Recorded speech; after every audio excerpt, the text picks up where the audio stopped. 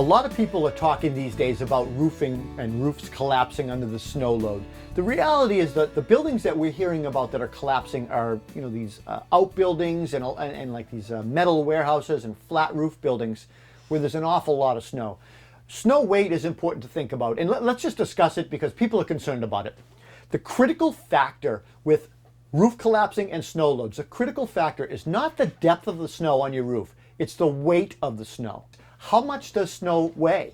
Well, 1 foot of fresh snow weighs 3 pounds per square foot. So that's a good reference. What about wet snow, heavy wet snow?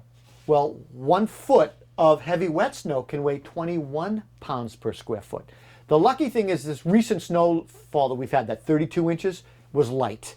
So 32 inches is 3 pounds per square foot. You can do the math.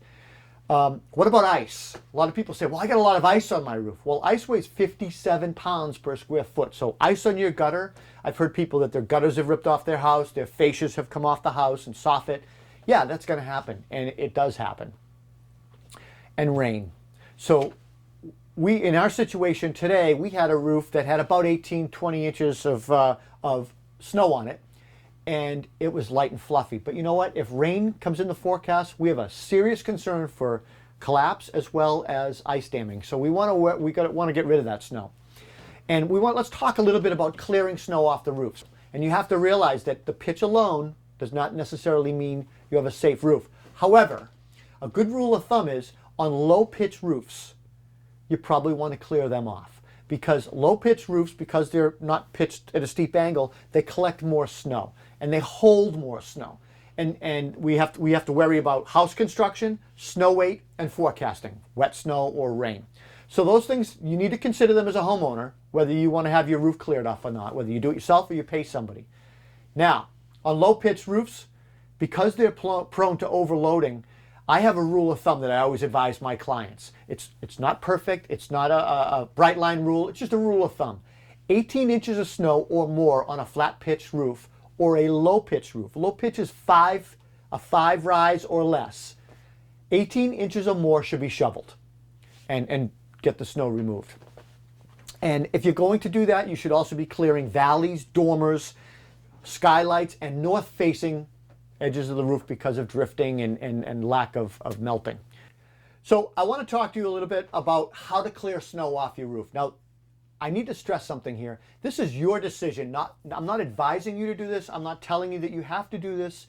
It's your decision. If you're concerned that you have too much snow on your roof and you're worried about collapse or damage, call a structural engineer, call a building department official or the fire department to evaluate your roof. If you hear popping, cracking, creaking sounds from your roof, if you see your roof rafters bowing, leave your house immediately, evacuate your house, and call the fire department. Have somebody professional evaluate your roof and get out.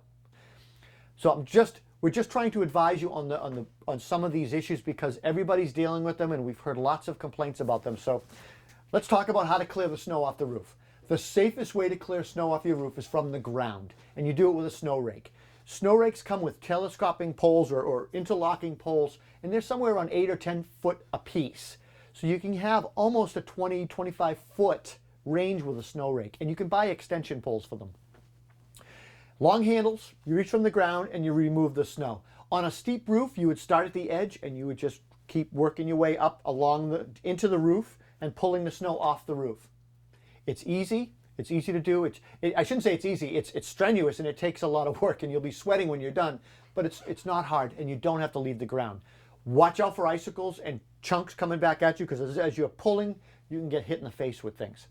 So a snow rake is the best, safest way for you to get snow off your roof. But some people say, well, I can't do that on a low pitch roof because you can't reach it. I know. But let's just talk about steep roofs for one more minute. We have to get access to it. So in order to get access to rake the roof in 3 feet of snow, we have to either clear a path or somehow with a snow blower, snowshoes, or trample a path. I use a snow blower and I do a path all the way around the house so that I can access the roof at any given time. It's helpful if you have a fire or an emergency situation, or so you can shovel out all your means of egress from the house in emergency. You should do that if you have a snow blower. Clear a path around 360 around your house. Once you have that done, Use your snow rake, work on the edges and work your way up.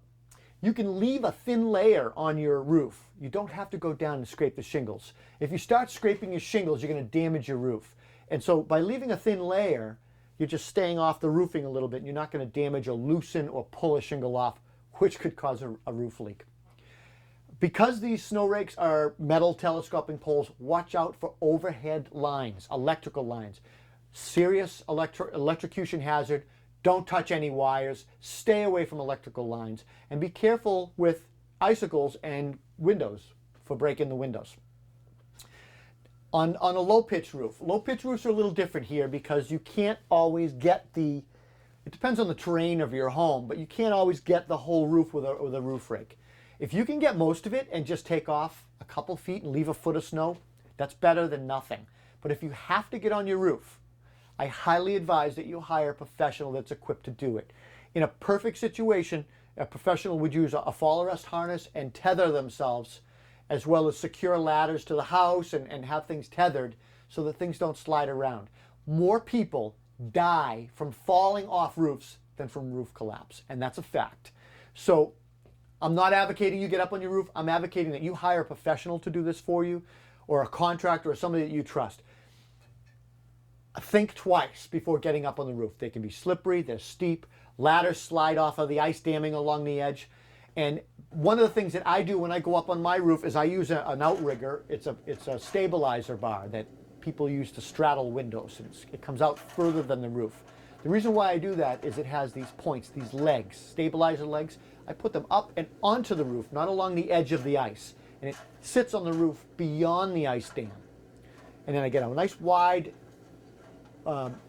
set on my ladder, and in a perfect situation I would tie off my ladder either to the gutter system, which is only as strong as the connections that the gutter is attached to, or if you're really concerned about it and you go up on this roof a lot, invest in some stainless steel eye hooks. Drill a hole in your sidewall, look for the studs. You can find the nail holes in your siding. Look for a stud and insert the eye hook into a stud, and then tether your ladder to it. And what I always tell people to do, if you absolutely have to shovel the roof, I even tell professionals this, if you're going to shovel your roof, put your ladder, I'm a righty, so I put my ladder on the far right side of the roof, along the edge. Far side right of the roof, tether it, tie it off there, and that's where my eye hook would be installed. And then you go up on the roof and you go to the far left side of the roof. And you shovel the roof off, but you only shovel to 2 or 3 feet to the edge. You leave a perimeter, I call it a perimeter of safety. 2 or 3 feet of snow along the edge. I don't touch it. I just shovel the roof. I throw it over that edge. And I shovel the whole roof off, almost like a donut. And you shovel the inside of the donut out. And then when you're all said and done, then I go to the edge and I push the snow off the last 2 feet of the edge, working my way backwards to the ladder, always keeping a perimeter of safety next to me. That perimeter of safety is real. If you slip and slide, your feet are going to hit that snow and it's going to stop you. Best practice is to be tethered to something secure, but most people are doing this now. They don't have tethers installed in their house, or they don't have a place to tether to. Maybe you have a chimney you can use. It's not recommended to use it, but you could use that. Some houses have nothing, and do not attach to a PVC or a plumbing pipe coming out of the roof. They're not secured properly. The way we install them, they're installed with straps sometimes. They're not going to hold your weight if you go falling off a roof. So don't attach to plumbing stacks or pipes. So we're working our way backwards. We're using our perimeter of safety, and then we get on our ladder and we finish the last bit off from the ladder, or we use our snow rake to do it. Alternatively, maybe on a low-pitch roof, you could set the ladder up and just work from a snow rake. That would be safer than actually climbing on the roof. Again, I really want to stress to you folks, be super careful and think twice before you get on the roof. Hire a contractor who's equipped for it, they have the skills for it, and they're insured for this. Last thing I want to talk about is carports, decks, sheds, and outbuildings. Those are the buildings that typically collapse because they're not maintained as well. They're unheated a lot of times, so people don't think twice about them. They think more about their home than they do a shed. And they're underbuilt. They have 2x4, 2x6 rafters. They buy these kits at Home Depot or whatever, and they slap these buildings up. They're not really built sturdy. You want to not climb these buildings and get on these roofs or a carport. You just want to rake them off if you can. And if you're really concerned about some sort of roof collapse in a shed or a garage, carport, or something like that, stabilize the building. You could build a temporary 2x4 wall under the rafters, or you could just put vertical supports. Take a 2x4 and make a T, perpendicular to each other, nail it together every foot with 6-penny nails, and then put it up underneath the ridge of the roof, and that'll help support the roof a little bit. Make sure you have solid footing underneath, a good foundation underneath. If you're in an elevated shed, you want to make sure that you're over another floor joist where you put this, so that the weight is transferred to the floor system. Temporary support. Come springtime, you should be looking at replacement and reinforcement. Either replace the building or reinforce the building by sistering the rafters, or reinforcing and building a stronger roof or some sort of a truss system. I'm Rob Robillard, you're the Concrete Carpenter, and we'll see you next time. Take care.